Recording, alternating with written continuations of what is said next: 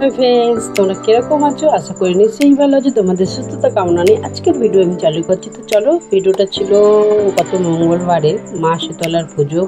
এই পুজো বৈশাখ মাসে হয়, আমার পাড়ার পুজো।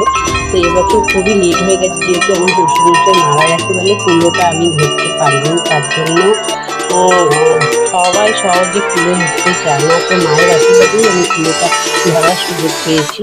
তো যাই হোক, এবছর অন্য কেউ ধরেছে, মানে অন্য বলতে এখানে যারা আছে তাদের মধ্যেই। তো যাই হোক, তাদের সহযোগিতাতেই পুজোটা হলো। আর আমিও সহযোগিতা করেছি, যেহেতু পাশে নাই বা থাকতে পারে, কুলো নাই বা ধরতে পারি, যেটুকুনি করা আমার সামর্থ্য আমি ততটুকুই করেছি। ঠিক আছে, ভিডিওটা খুবই ছোট্ট ব্লগ দিচ্ছি, তোমাদের নিশ্চয়ই ভালো লাগবে। মায়ের কাছে আমার মনের ইচ্ছা আমি প্রার্থনা করলাম, তোমরাও করো। ভিডিও যদি ভালো লাগে তাহলে সাথে থেকো আর পাশে থেকো।